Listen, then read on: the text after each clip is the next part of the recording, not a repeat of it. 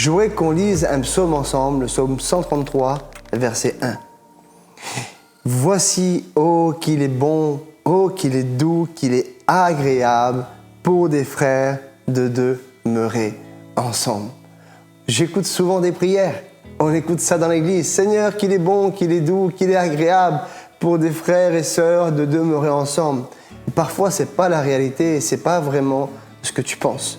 Vous savez, des belles phrases, des belles prières comme ça, qui semblent spirituelles, il y en a beaucoup. Mais aujourd'hui, c'est plus le temps justement des belles phrases, c'est plus le temps des belles prières. Non, on a besoin de cœurs authentiques dans l'Église. Parce que l'Église, qu'est-ce que c'est?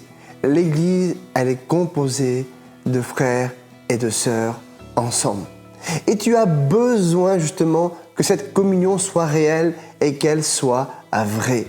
Et tu as ton rôle à jouer. Est-ce que c'est bon? Est-ce que c'est agréable? Est-ce que c'est doux pour toi d'être avec tes frères, avec tes sœurs? Et je vais peut-être rentrer un petit peu plus précisément dans le sujet.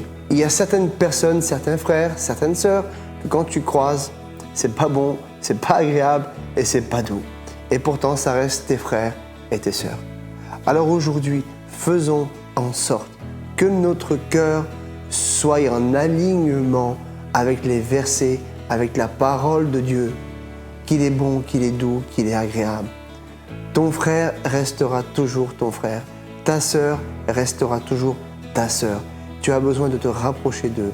Tu as besoin d'établir un dialogue spirituel, une vraie communion, une unité spirituelle avec eux.